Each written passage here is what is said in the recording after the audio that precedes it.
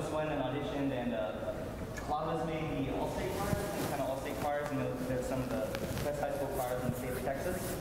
So we're really happy to be proud of all our accomplishments. The next piece we'd like to perform to you is called She Walks in Beauty. It's from a text by Lord Byron, and this text is all about, you know, celebrating, you know, that special woman in your life who, so I'm just going to stop talking. We're going to see it.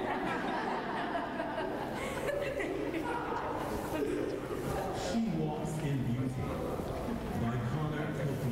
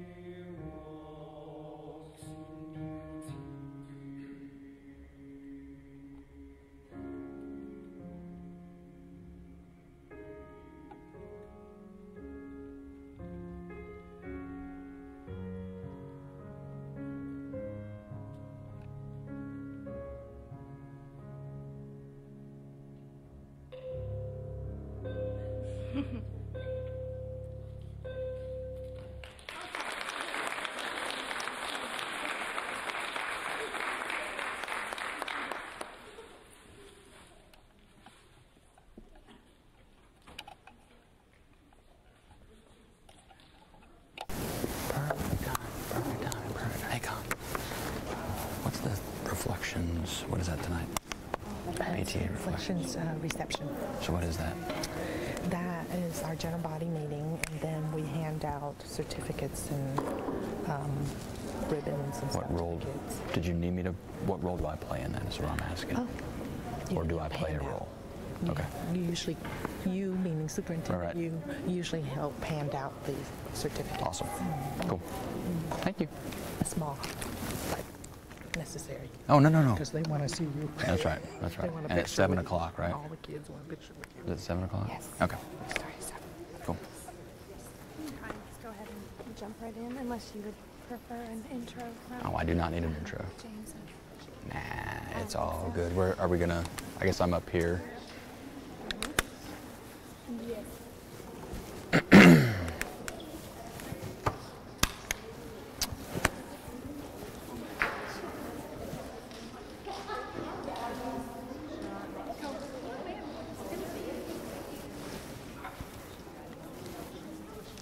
Everybody getting signed in? How are you, Rick Westfall? Great to meet you. Elizabeth Delaney. Great to meet you. My son is a junior here. Fantastic. Any other kids? They've already graduated. Set sail. Yeah. 2 more years. And then you're empty nester. Like it or not, right? That just kind of happens. Hey, good to see you. I work here, and then I also do kids go to Keller. I Oh, do high school fantastic. kids and Great. middle kids. Great. Fantastic. One time I want to talk to you about it. And I'm a leader of that fellowship of 50 students at Oh. Bear Creek. Yeah. And we've been doing that for years. Great. And I'll tell you what, I'm doing it for 6 plus. There's like 200, 250 kids every Friday morning. Wow. You know about that? No. It's no. I need to learn about it. Well, yeah. I think this tournament was every Friday morning. It's awesome. Right. That's awesome. Seriously, It's good. That's good. Yeah. I great give stuff. testimony at the convocation. I wanted you to know about it. Awesome. Okay, I've met 2 of the 3 over here. Hi, how are you? Jill. Hi, Jill. Rick Westfall. Good to meet you. Nice to meet you. Thank you for wearing your purple tie today. I- That was a great choice. You know, I actually, had a moment this morning. I'm like, wait. What's going on here? Like red or gold or yeah. If I don't have purple, I might as well just leave. Well, if you had gold, then it would work for you. Yeah. Well, let me just say, you could wear any other color, but you showed up in blue, then you would have. Well, and that was the other thing that popped into my mind was, okay, yeah, I got to pick purple. Purple. Gold or purple. Yeah. That's right. Absolutely. You know what? I went in job, just wear green because that's That's the well, and there was a time because I went from Carroll to Keller. That was my transition. So had I worn green then, I would have been run out on a rail because it would have been Southlake green at that point, even though the district color is green. You know what? That would have been. That's all other. That's a whole nother art. That's a whole other conversation, isn't it? I know.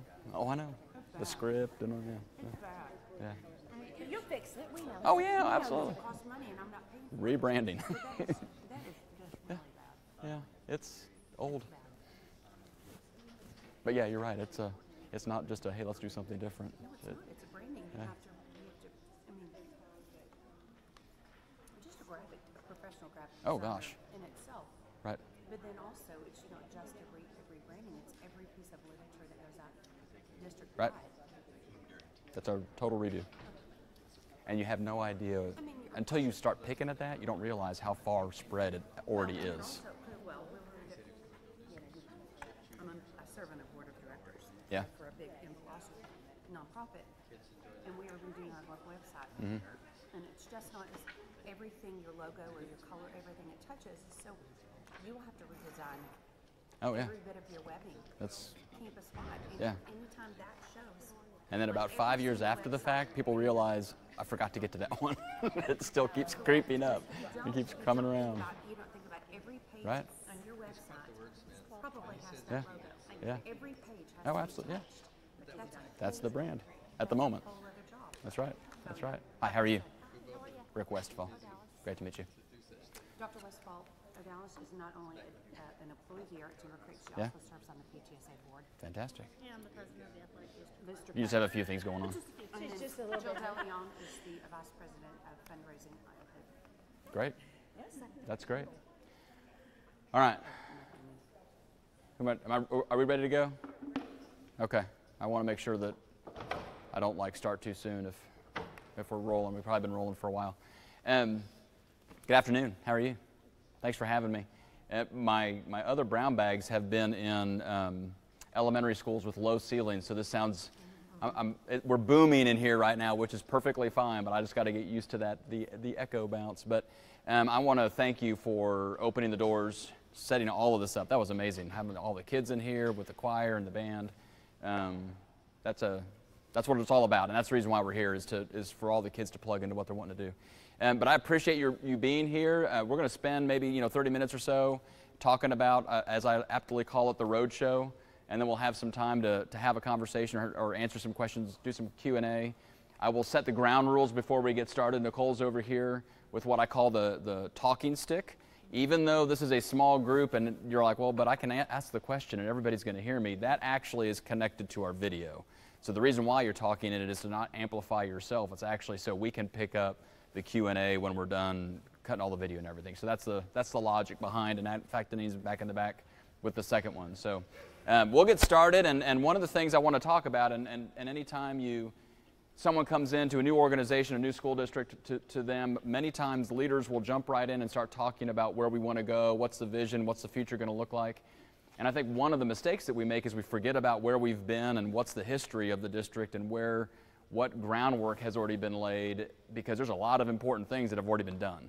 And sometimes we mask over that because we're so busy looking forward, we forget to check and make sure we know what's already gone on behind us. So we're going to spend a little bit of time talking about the history of Keller ISD and where this is formed. And it's actually a really neat way to do it here because this was the last high school that was built most recently.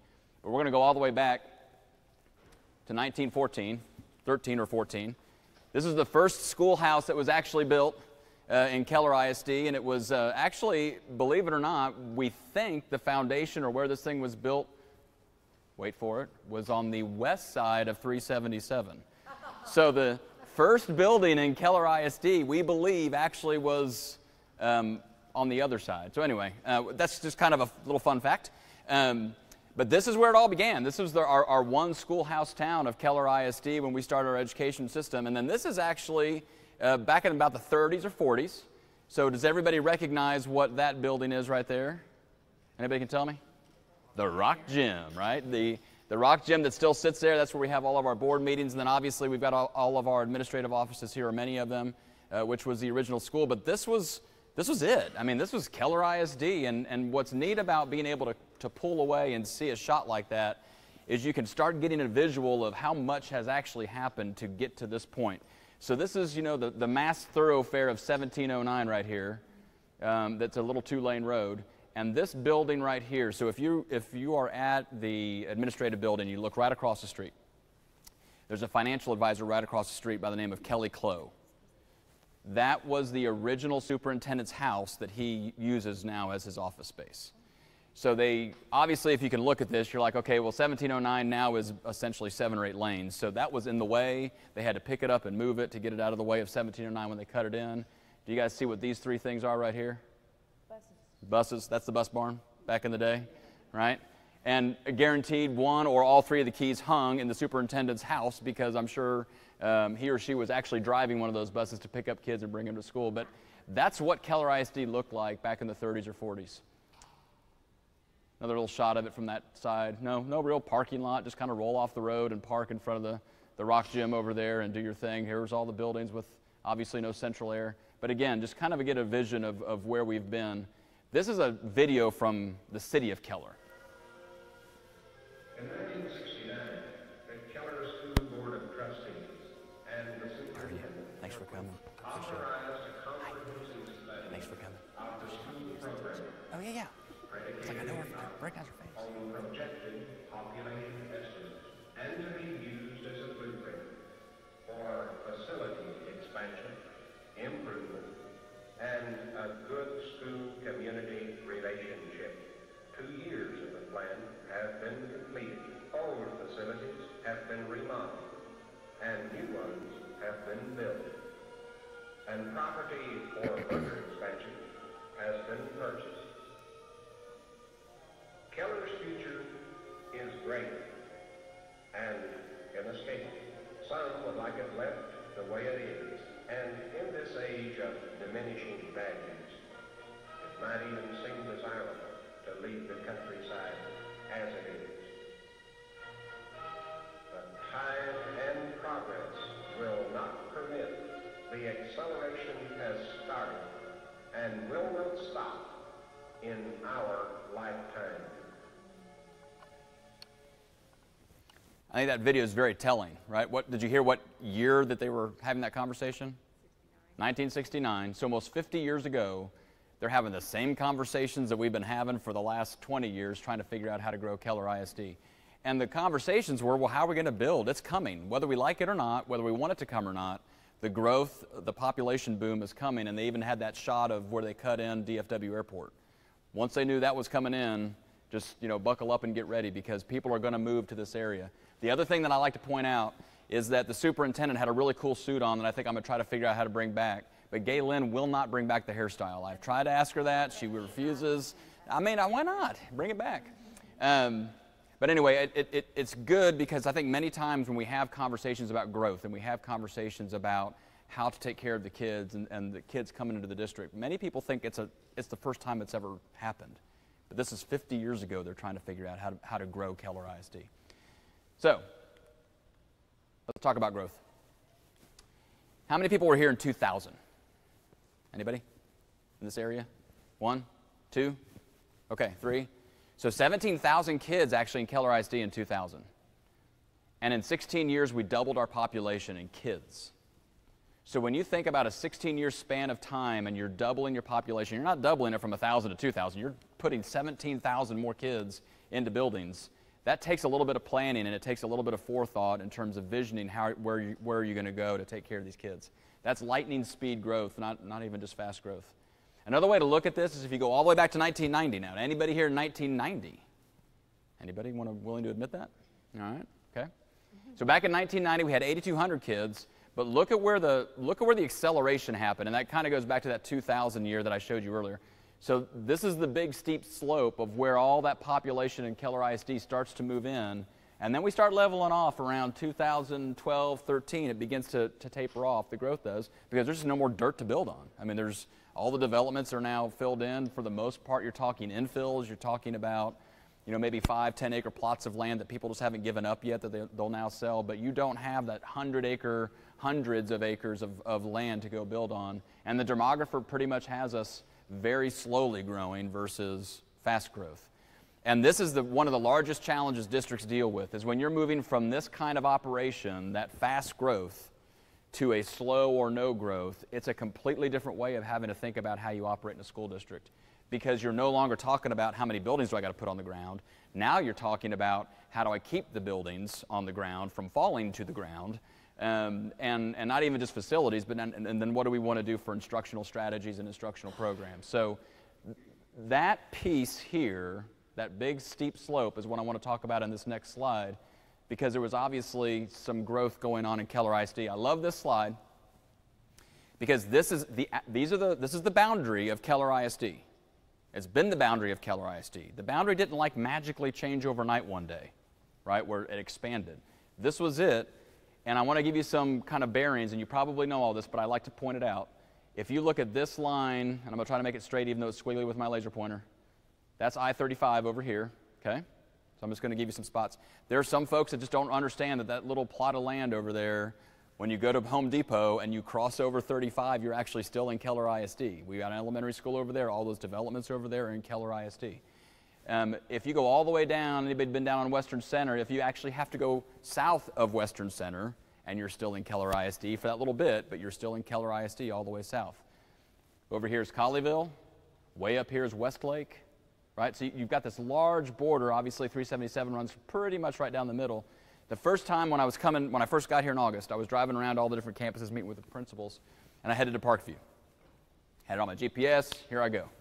And I drove, and I drove, and I get south of Basswood. I'm like, I'm lost. There is no way Keller ISD goes this far south. I thought I was in Birdville by the time I got there, but it truly is. I mean, that's how far south it goes, and it's a shift of how you think about how does Keller ISD work when you're talking about a 54 square mile school district.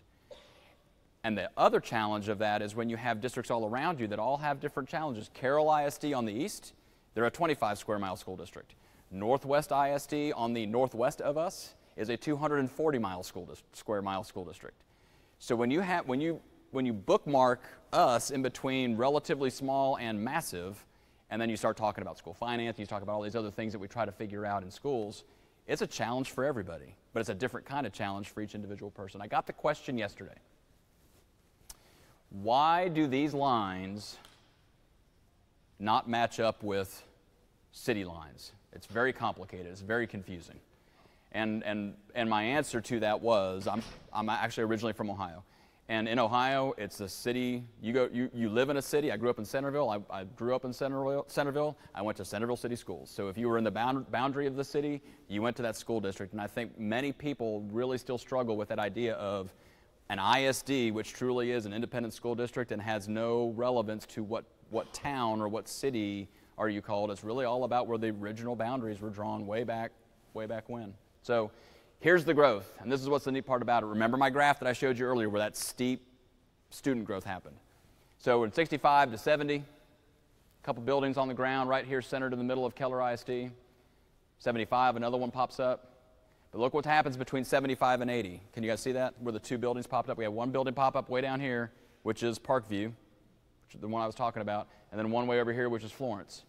So what's this? Back in 78, I think, what is this representing, the fact that we had to put an elementary school down that far south? Growth, right? People moving north.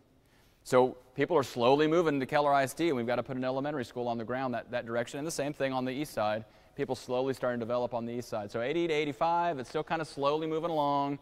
Another school ends up going down to the south side of the district. Another school up here on the upper, right around that clustered area. 85 to 90. Couple more over here on the west side.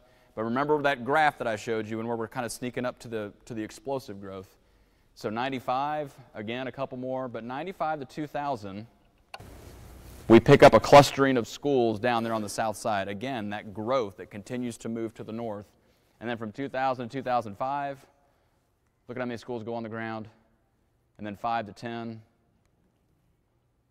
all those schools are hitting the ground. Right, so when you step all the way back to 2000 and go from 5 to 10, where are the majority of the campuses hitting the ground? On the west side of the district. Why? Because that's where that's where the kids are. Where there are kids, there has to be schools, and so we've got to put those schools on the ground. The other piece about this that I like to point out is that when you think about where these kids are and where the residential development is, you can consider even where taxable values are located. If you've got that kind of clustering and that much population all on this side of it, you can break down the taxable assessed value of the district, and it's highly concentrated on the west side of the school district because that's where all the development is. So when you think about Alliance Corridor, all that business development, that's all Keller ISD, right? All right, so 17, we put a few more down there on the far southwest corner. And then we got one more. Actually, that was the last one because that's the end of that bond package.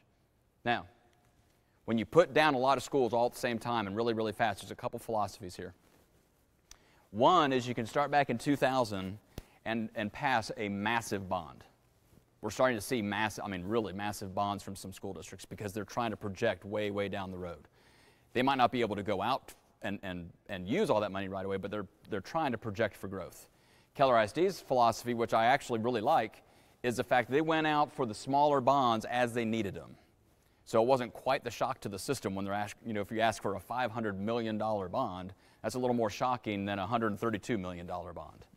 But the bottom line is, look at these years, and remember that graph I showed you about growth. You had to have bonds because you had to have buildings. And that's the reason why you see them all crunched together. 2000, there was a 5-year split. But then there was one right after another because they're just one building after another that had to get put on the ground. Why might I have a star on 2008? It was a big year. What happened in 2008 with bonds? Part of the bond passed. I've got a star there because another part of it didn't. You guys remember? Anybody? There was a second stadium that was on a proposal. Right? It was two propositions. One was the bond with all the buildings. The second proposition was a second stadium. So I like to point out that we have had significant, massive community support for our bonds, but there was one piece in 2008 that didn't have that same support, and that was the second stadium in Keller ISD. And then, of course, we ended with our 2014. That's our very last one. our bond, and that bond has led to a lot of different upgrades and new buildings. So Sunset Valley, which we talked about on the west side of 35, is on the ground now. Early Learning Center South. We've had North for a while. We have Growth, where we need more opportunities for our pre-K kids. And I will tell you that those two buildings, without those two buildings, we miss out on being able to fill gaps for kids before they hit kindergarten. It's probably one of the most significant times of a kid's life that if they're not getting that foundational skill set at home, that if we can get it here, it moves mountains for them educationally. So we've got an Early Learning Center South and North. Keller High School got renovated. And I was the principal at Keller High School from 08 to 11, and I will tell you, I'm just going to be very transparent. I was a little bit bitter when I heard about this renovation because I was asking for this renovation when I was there, and then I left and they did it. So, but I did go back in, and I got over myself, but it's amazing, and really probably what's even more amazing if you ever walk through that building, if you were in there before and you see it after, and then you realize they did it while kids were actually in the building going to school, is just mind-blowing that they were able to pull it off. KCAL, anybody been in KCAL, walked through KCAL? Okay, so KCAL, or Center for Advanced Learning, is the old ski. If you haven't been to KCAL, I highly encourage you just to take a walk through.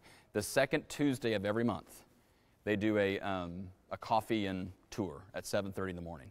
If you can go and just see what they're offering our kids there, that in some form or fashion was offered before they were able to build it, but they can take it so much further now that they're concentrating the work in that one building. It's an amazing opportunity that we're offering kids with the certifications that they can earn before they ever graduate from high school. And then, of course, the last building is Vista Ridge. That's the one down there on Old Thompson that everybody was driving by going, is this thing ever going to open? I don't think it's going to open. There's no way this thing's going to open. It's not. We're opening school 2 weeks earlier, so is this thing going to actually open the doors? And Hudson and his team pulled it off. We have 5th and 6th graders in there right now. It will grow into a 5-8 campus like our other hybrid schools have grown into. And then we've expanded some schools. We unfortunately have to spend money and focus on this. And I say unfortunately not because we don't need it, but I say unfortunately because that's just the world we live in now. We need to make sure our kids are secure, our staff is secure, and that, I believe, all 8 campuses, we now have that secured entry at every building that we have, and that is a challenge not for new campuses. It is a challenge for these older schools that didn't even think about the fact that they had to do this and trying to put in, how do you put in a secured entry vestibule when it was built to be wide open and just come and go as you need to because we didn't have to worry about people coming in and causing harm. And the last little bullet down there is the never-ending struggle, really, not only for campuses and for schools, but for any organization, because technology is always moving so fast, we try to keep up, and then as soon as we keep up, something else happens that we've got to get ahead of it. So we're always trying to put and upgrade our infrastructure. So that's really where the bond of 2014, and that's the last bond we've had in Keller ISD. So that's where we've been. So where are we going? What's next? Anybody remember a classroom like this?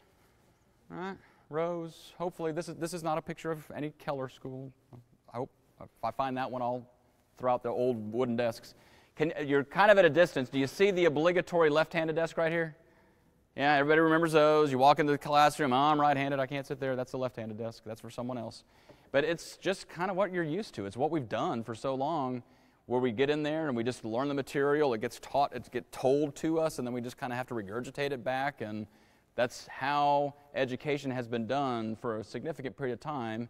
But here's an interesting video that kind of challenges that a little bit.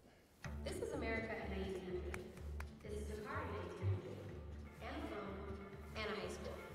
This is America in 1950, and a car, and a phone, and a high school. This is today. A car, a phone, a high school. Whoa, back up. So cars are now this, and phones are now this, but high schools are still that? American high schools are based on the same model, and it's been over 100 years. Wow, that's a long time. But why? In 1900, it made sense for high schools to prepare students for that. But in 2017, shouldn't they be preparing students for this, and even this? So why are we still granting diplomas based on the time a student spends in a seat? Why are we still using the Carnegie unit, which was developed in 1906 and says the formula for learning is 4 years sitting at a desk multiplied by one subject taught at a time equals students ready for the future? It's a good question, and it's a good conversation to have, because it was the model that traditionally schools are in was very appropriate for a particular period of time in this country. Well, now we are trying to figure out, how do you prepare a kid for something we don't even know what the job is yet? There's going to be something out there that they're going to have to figure out what to do, and if it's so traditional in how we educate our kids, have we really challenged them? How do you problem solve? How do you create? How do you innovate when you need to figure out how to shift and move pretty flexibly and pretty on the fly? We've got jobs that don't need the rote memory. We have jobs that need people to really challenge themselves and think about it. So that's the conversations that really in education we're starting to have and need to have, and how we move forward. And what's cool about it is, as I've walked through buildings and classrooms, is I see teachers trying to challenge that personally. They know that they've got to do different things with their kids, so they're trying to figure out, so what does that instructional model look like as we challenge our kids to think differently about school and how to tackle school. The other one is one example at Parkwood Hill Intermediate. Hi, my name is Minnie, and I go to Parkwood Hill Intermediate. And this is my school!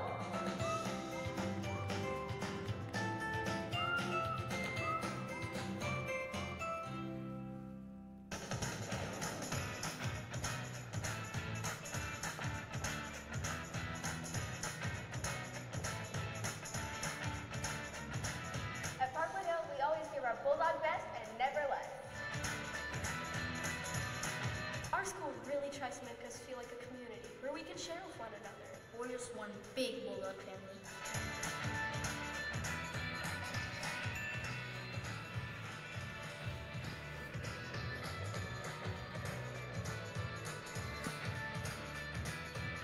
We have houses and we challenge each other and we have work. Go Esperanza! Houses also teach us the essential 10 and encourage team spirit. Is it been the rules? I love coming to the library because we have makerspace and it lets me be creative with my thoughts. Check.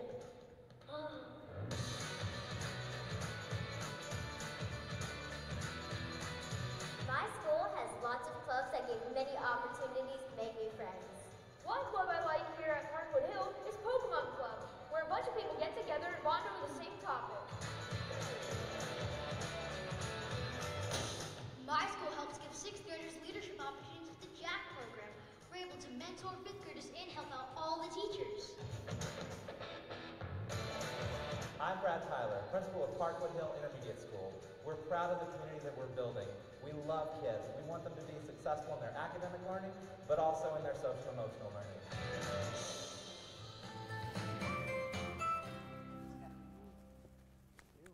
What are some words that jumped out to you while you were watching that video, that they were using in the video?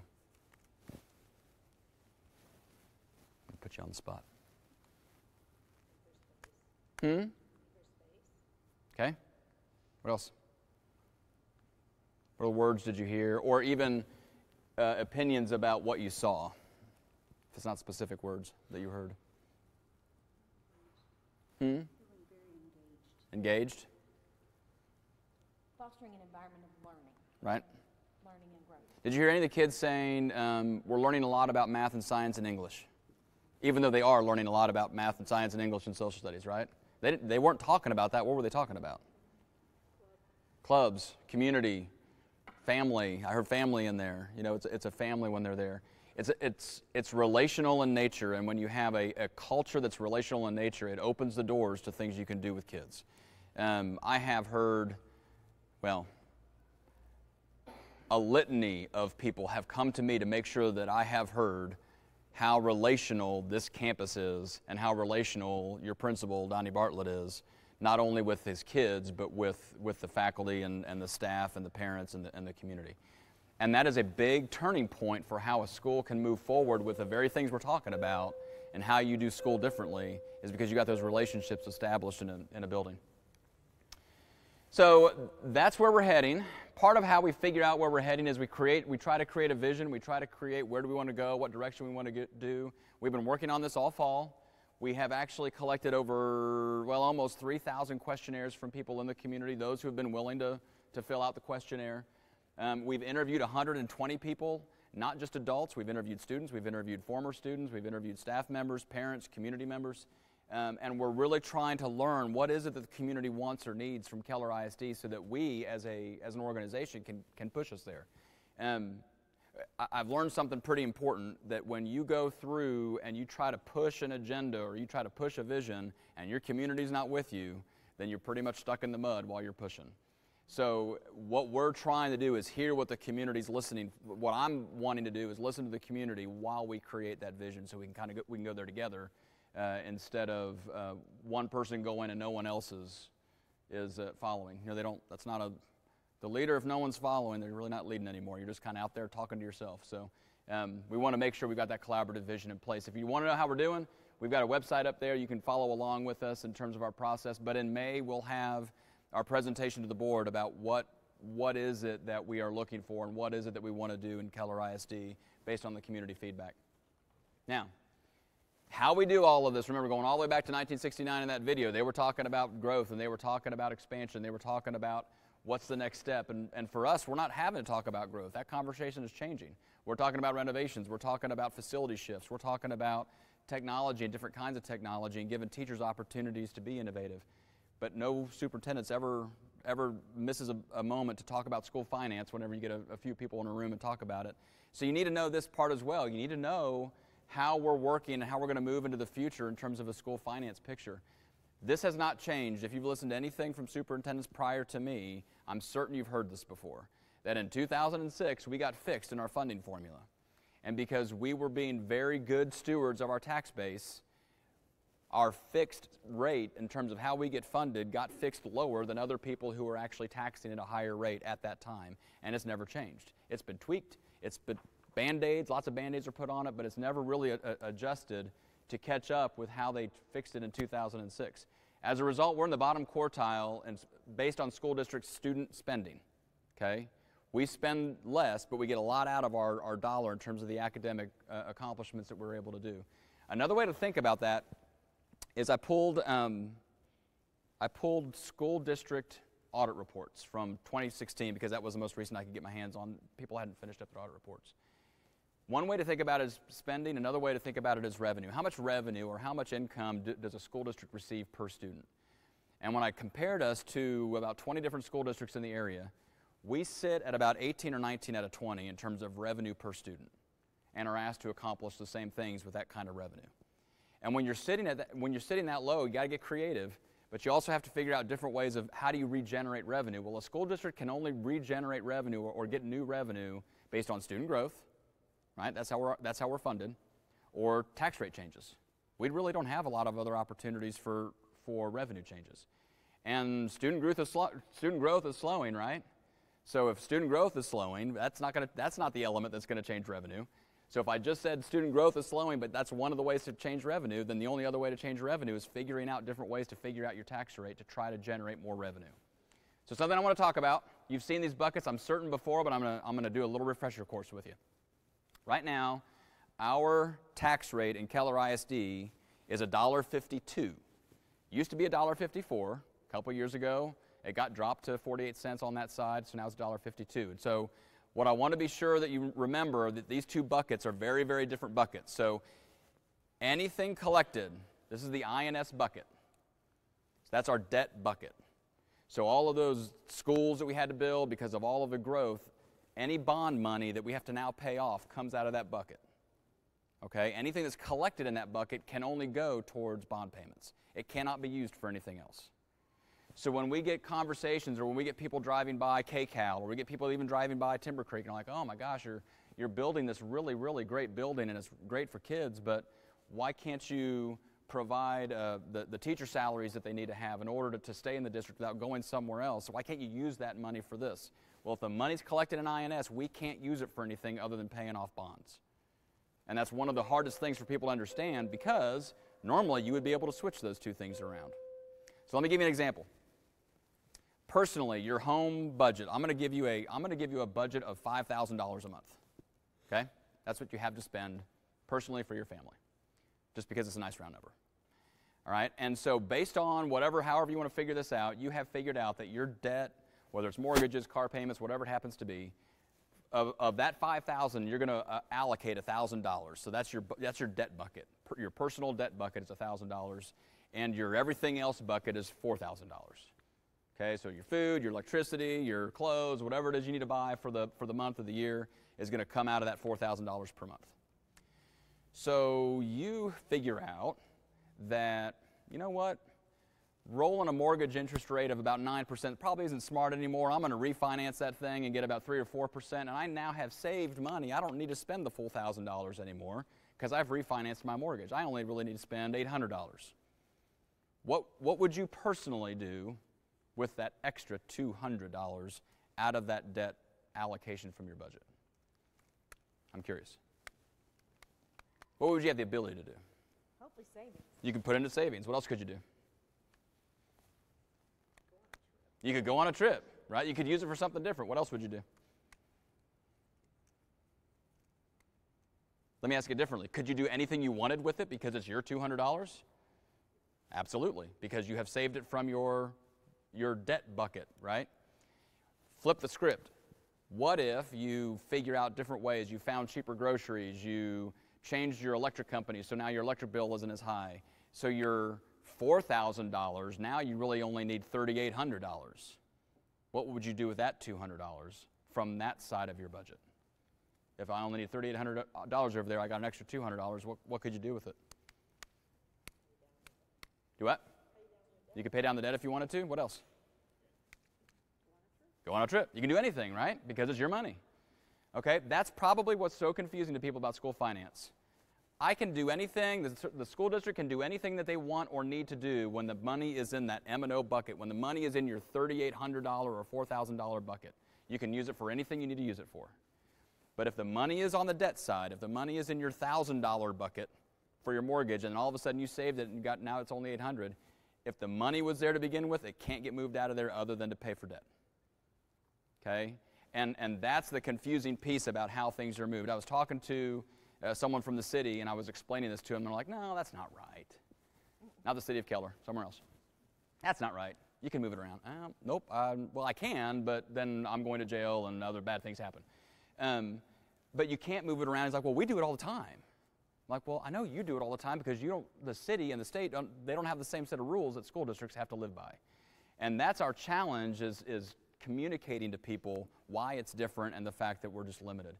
So there is one way to do this, though. There's one way to use that debt money for things that we have to use it for, and that isn't collecting the money there to begin with. If the money's not collected in that bucket, then we're not forced to use the money for debt because it's not in the bucket to begin with. So if you think through, I'm going to come back to this in a minute. If you think through our buckets, and remember what I said, the only way to change revenue is to either get more kids or change tax rates? Well, what did I just do to the M&O bucket? I went from $1.04 to $1.17. I collected more money in the M&O side, right? Well, but the superintendent just stood up in front of you and said, I'm changing your tax rate by 13 cents, so let's not talk, now we're not liking you very much anymore, right? But what if I don't need the money over there right now? What if the INS side doesn't need the full 48 cents? Instead of collecting over there, we can put it over on the M&O side. And so if I decrease the 48 by the same 13 cents, quick math, $1.17 plus 35 is the same $1.52 it was from when we started, right? So if we can change where we collect the pennies, then we've got more operating revenue, and we actually have to the tune of $19 million more in net revenue to allow the district to figure out how to continue operating when student growth has slowed as much as it has, and frankly, to wait on Austin to figure out what they're doing. It really, truly is it's a stopgap for a while to be able to create that additional revenue so that we can provide the necessary resources and, frankly, the necessary raises to our teachers. That's one way to do it. Now, another thing that people are going to bring up, and I'm going to go back to this graphic real quick. People tend to bring up, hey, Rick, I'm writing bigger checks to the school district. Why don't you have more money to operate with? Why are you even talking about that operational piece? Because my check got bigger from one year to the next to Keller ISD. True statement, it did. Every penny that you pay in taxes, if it's collected in INS, it's going to stay right here. All right? The difference is on the M&O side, as your taxes, as your local property taxes have gone up, the state has offset that. And so as your local taxes go up, the state changes what they're contributing to public ed. So it would make sense, again, common sense is working here against us a little bit. It would make sense that if I'm paying more into the system, then you have more than to use. Well, I have more of the local base to use, but the state lowers their contribution, which means the overall amount that you have is not as much as you think it should be because the state has pulled theirs back a little bit. Now, I'm not saying it's a one-for-one. There are incremental changes and there are incremental increases, but it's not to the same percentage increase that you would think it would be based on the increases of what you're writing that check every year. Right now, statewide, we're sitting at about a 62-38 split. And now I'm mixing that up. It's either 62-38 or 68-32. But either way, the local property tax base is taking on a significant portion of what public ed is, how it's funded, versus how the state's funding it. Long time ago, it was totally reversed. It was 75-25, state to local. And it's just been how the legislators in Austin are trying to figure out how to do public ed. And I get it. I get it's a challenge, and I get how messy this can be. But I think that communication piece is going to be important for people to understand why we continue to talk about funding. My taxes are going up. That means your bottom line should be going up as well on the revenue. And it does a little bit, but when you're offset by a decrease from the state, it doesn't go up as much as what people think it does. Okay? All right. So, $19 million more. Does anybody know how that actually works? How do I just change the buckets? How do I make sure there's more money in the M&O than the INS? Do I just get to do that with my CFO and like take a pencil out and like, mark it out? I wish. Anybody? Who was here in 2011? You have to vote on it. You have to ratify it. It's this thing, 3 letters, called a TRE. Ugh. Yeah? And in 2011, there was a TRE, and it did not go well. And it didn't go well not because of anything the district did wrong. It didn't go well because at the time, what was happening in the school district? We were still having to pay a lot of bonds for a lot of schools that just got built. So it wasn't possible to do anything with that INS bucket at the time. So that was a straight 13-cent rate increase.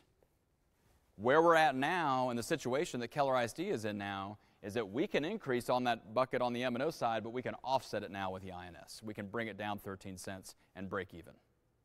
Or, if we can, figure it out this semester, drop it even one more penny and actually drop the tax rate while we're increasing our revenue, which is what we're trying to work through this semester. So we're in a very unique situation. It's one of those, strike while the iron's hot moment, because Keller is coming off that fast growth. We can work towards moving a little bit away from INS. We still have to pay our debts.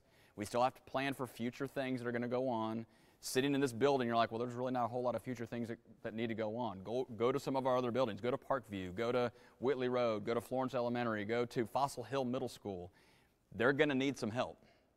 And it's not that they've been ignored, but when you're having to do all the other things with fast growth, you can't focus on some of those older 30, 40-year-old buildings as much as you'd like to. So they're going to need help. So I'm not suggesting there's no more bonds coming.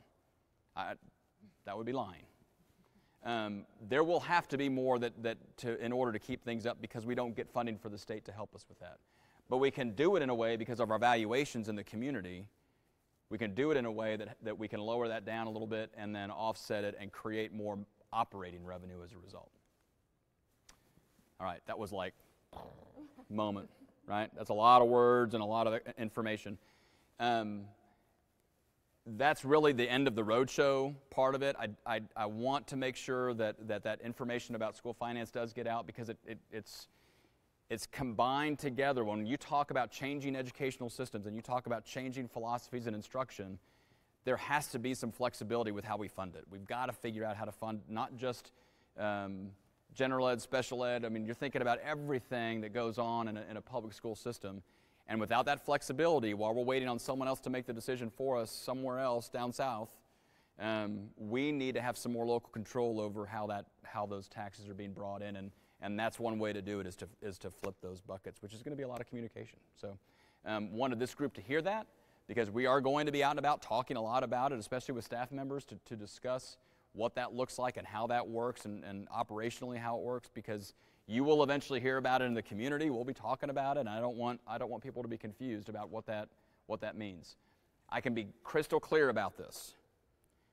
Anything we do involving a TRE will not involve any kind of a tax rate increase.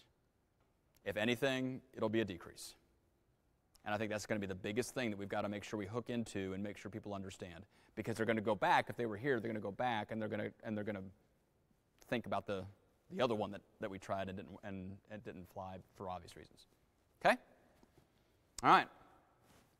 I'm moving into Q&A, and there's the talking stick. So if you have any questions, I'll be happy to answer them, or hope I'll try to answer them. If I can't answer them, I'll tell you, I'll get back to you. But if you have a question, then feel free to grab hold of that talking stick and ask away.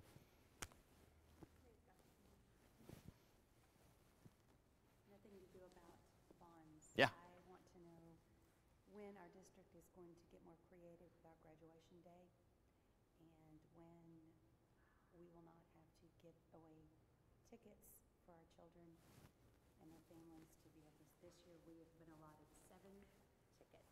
Okay. For my special needs child. Yep. To watch him walk across the stage. Yep. Unacceptable. Right. So right now we're at College Park at UTA with obviously a very limited number of seats. We are in conversation right now with Dickey's Arena down in Fort Worth. Well, what is going to be the future Dickey's Arena down in Fort Worth. And have, I don't know if we finalized a contract with them yet, but we are working on finalizing a contract so that we can shift our venue. I don't know the year, and that's something I can get back. It's not this year. It's not this year. But it is something that's going to go back into the future, is us working towards trying to get that flexibility for our families and our kids. Other questions?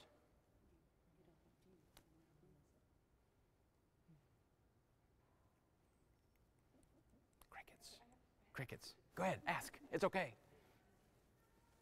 It has nothing to do with anything that we've discussed here, but That's fine. I'm often curious about, and I hear a lot of people curious about, is why is handwriting cursive no longer taught? That is a really good question. You know what? That question actually came up yesterday too, and I'm going to give you a very honest answer. I don't know. I really don't. I don't know why it went away. Every school district that I've been in and I've watched and I've listened to people, it has gone away everywhere. So I don't know if that was like some educational initiative to make it go away, or if people just decided, well, because everything's going more electronic, I guess for lack of a better term, that the value of it got lost in the shuffle of things. But it's certainly a conversation that I don't mind having. But it's not just in Keller that it's disappeared. It's disappeared every place that I'm aware of. We used to live overseas. Yeah. And I mean, I realize there's different scripts even in China. Mm-hmm.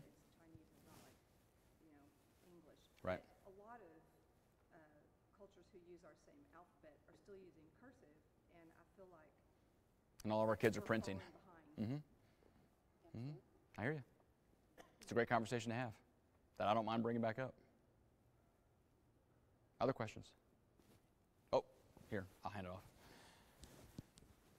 I believe this is a district-wide initiative, but are they looking at changing the class ranking and how students are? It's been done. Okay, so it's official, it's Mm-hmm. done. Mm-hmm. Briefly explain how it changed. And I'm going to do my very best to explain it, and then I'll go back and check policy and make sure I explained it right. Okay. Let's go back to the premise of why we would do it to begin with, right? I mean, I was part of a change in a previous district trying to lower's not the right word, offset the massive stress that goes on with kids when they're chasing after a class rank that may or may not ever impact them in their lives because of the top 10% rule. So part of how that started was because of the state requirement of, well, not requirement, but in order for state schools to take their kids, they had to take the top 10%. UT keeps changing that limit. Now it's up to 7 or 6%. But when kids are choosing to not take a course or a class because it's not weighted, they're opting out of band, they're opting out of choir, they're opting out of whatever it is they're opting out of because they're afraid it's going to hurt their class rank, then our system is broken, very much so. The board just approved a couple months ago the policy that will unshackle our kids. Now, this is for kids coming into high school. It's not for current kids, because current kids are living under a certain system. They've got all of their rules figured out. You change it midstream, and that just, makes people's head hurt. But so these are for kids that are in middle school moving in, but there is a very specific list of 17 courses that will count towards your GPA as it relates to class rank. And outside of that, now there's more than 17 required graduation credits.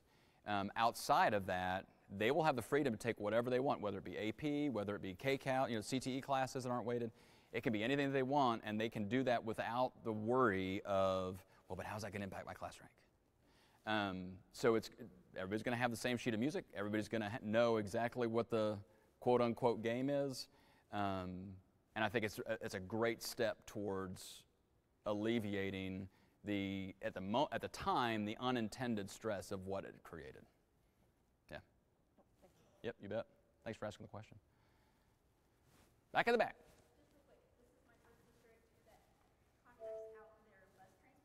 Yeah.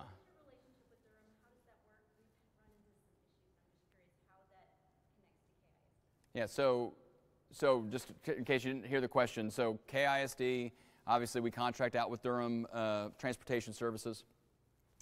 We have, so Mark Youngs is our CFO. He's really our direct conduit to Durham Transportation.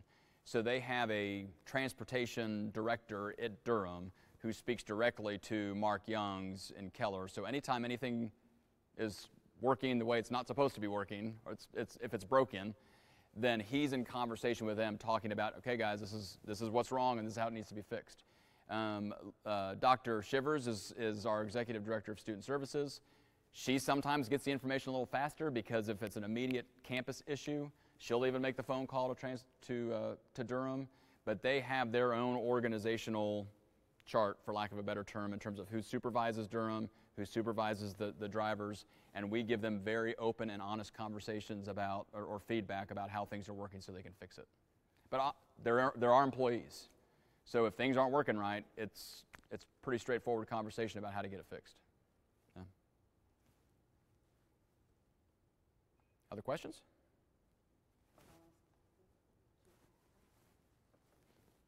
I was around back in 2007 or whenever that was when the stadium did not pass. Yes, ma'am.